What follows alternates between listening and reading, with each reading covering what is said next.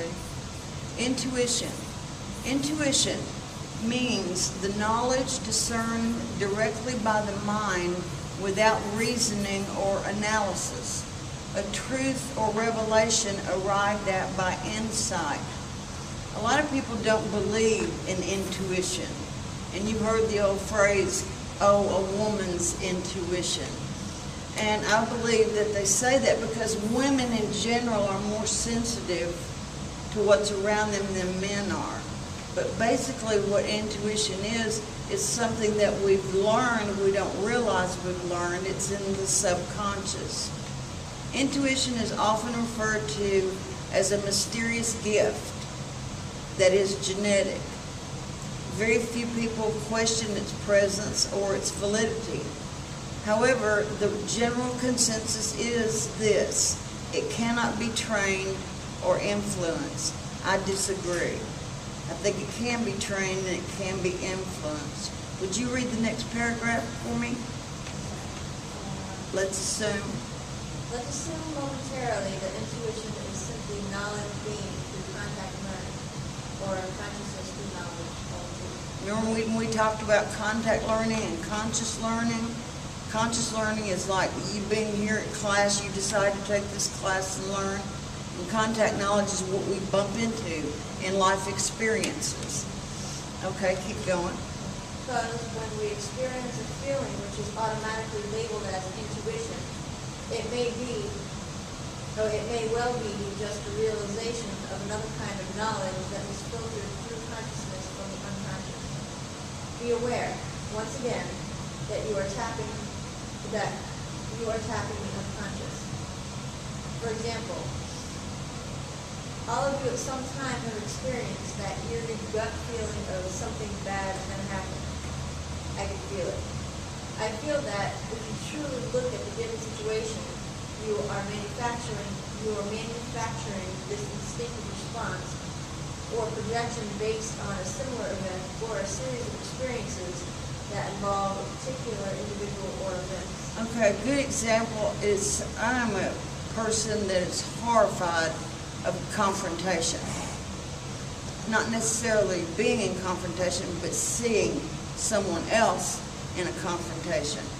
And if I am around people that are arguing loudly or vehemently, I get this sick feeling in my stomach. You must have been ready to run when you went to Chase's show. What? You must have been ready to feel like crawl out of your skin at Chase's show. Just a run. I did leave, during the street fight thing, I had to leave the building. Yeah. Because it was too real.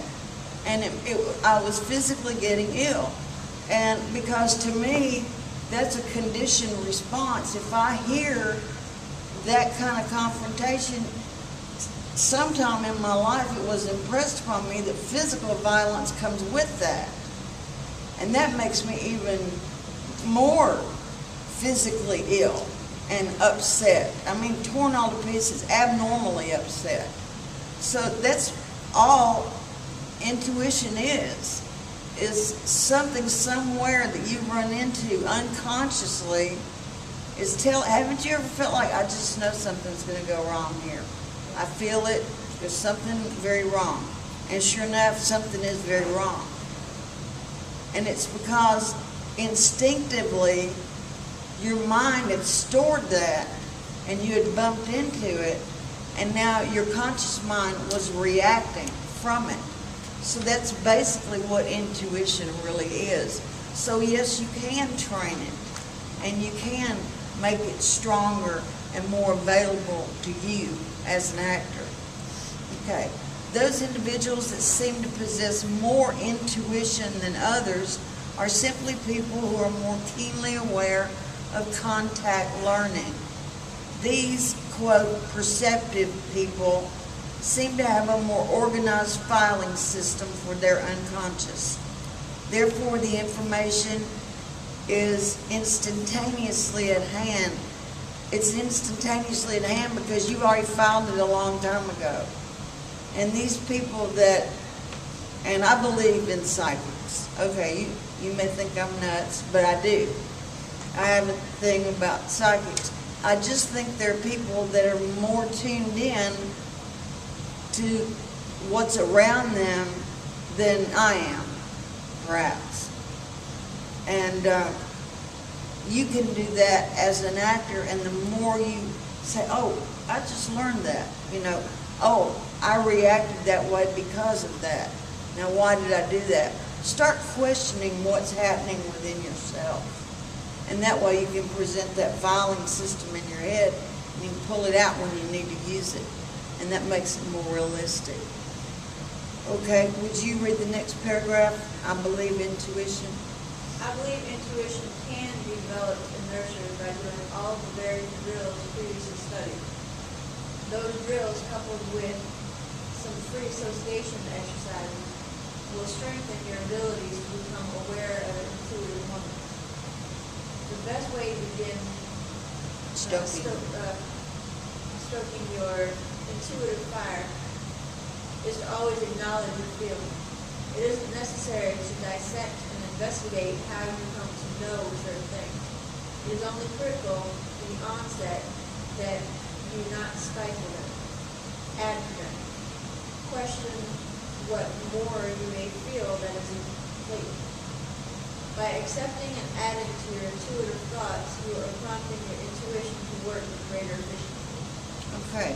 Do you have a good understanding about what intuition is? Yeah. Any questions? Okay. Impulsivity.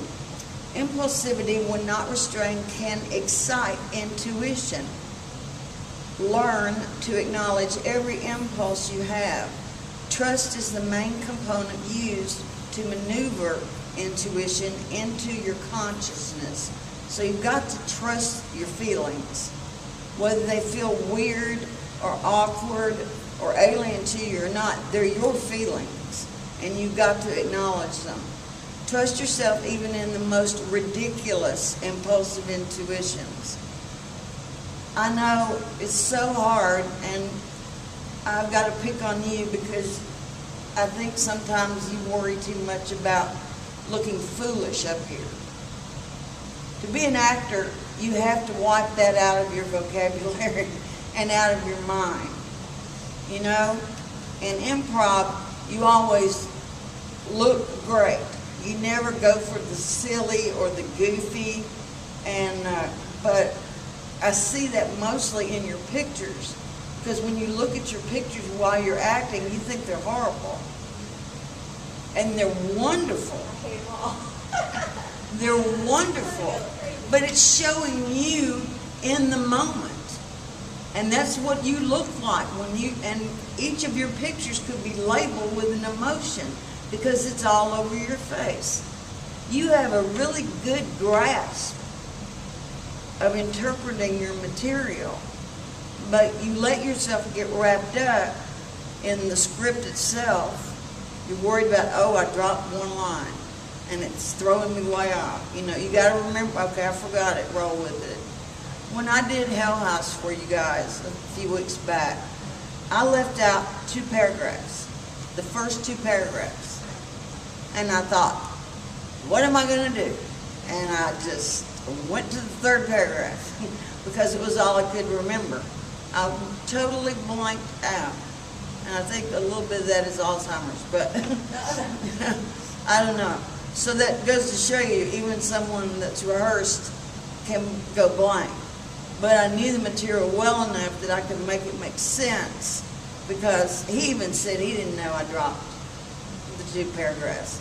I knew it, and I was very upset with myself, but I wasn't going to let it ruin what was going on. And I've got to get you to loosen up with the material and to loosen up in improvisation. Don't worry about hating those pictures. Those pictures are wonderful. They show that you can emulate emotion in your face and in your body instead of just make a pretty picture. Most people, if you work with them long enough, you can get a pretty picture. But you're lucky. You photograph, the camera likes you. But thank you. You're very hard on yourself.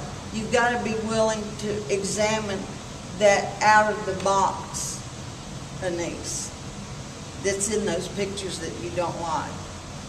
And I hope you don't tuck them away and never show them to anyone, because they'll help get you work.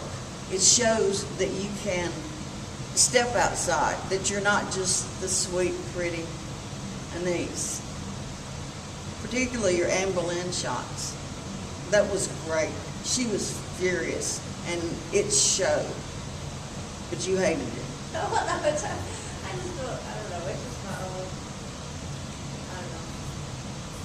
Well, it's just my own personal, I don't know. It's my own self-criticism about everything, so it's. You got to get out of that because you have a lot of talent. And you grasp the material quickly, but you second guess yourself. And you're going to be your biggest enemy if you don't watch out. Okay, Sigmund Freud, next handout.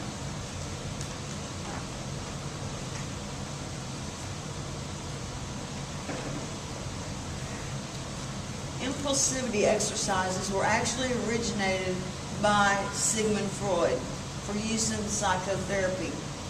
Freud found that his technique of free association opened pathways of understanding of the legitimate emotion. Free association means the uninhibited relation of thoughts and fantasies as they occur. Often this hidden emotion, as neo-Freudians will concur, was the one dominating thoughts and subsequently behavioral patterns. The most awkward of therapeutic methods, free association is proved to rank high among the most successful. If you've never been in psychotherapy and you've never had to do free association, I can't even begin to explain to you how awkward it is. You walk in for your session and your therapist says, we're going to free associate. They will not say a word for an hour. You have to just, whatever is running through your mind. And it's amazing because eventually at the end of that hour, you're talking about what's really bothering you. And you may start, it's raining outside, I'm bored, will you please talk? I've said, please say something, and they won't say anything. You have to just keep digging and keep digging. And that's what free association is. And it will bring what's way down in there on up to the surface slowly. And it does work. Freud's theories of unconscious motivation are extreme. Freud felt that every act, trite as it may be, is derived from a host of unconscious motives. And there's a footnote to some further reading in Charles Morris Psychology and in the Freud archives. For example, a gentleman chooses a car, let's say a Ferrari. This choice indicates either a desire to conquer a sexual object, sleek, trim, sensual, or as an indication of an aggressive personality. The man's need to zoom up and down the street with as much horsepower as possible within his control. Odds are, if he were out buying that Ferrari, and this is what the reasoning, and is most of the reasoning behind someone buying a Ferrari, what color do you think he'd buy? Red. Do you know that red cars, it costs more to insure than any other car? Because those drivers, most of the time, are more aggressive and are in more accidents. So it's something that unconscious decision which can tell you a whole lot about yourself.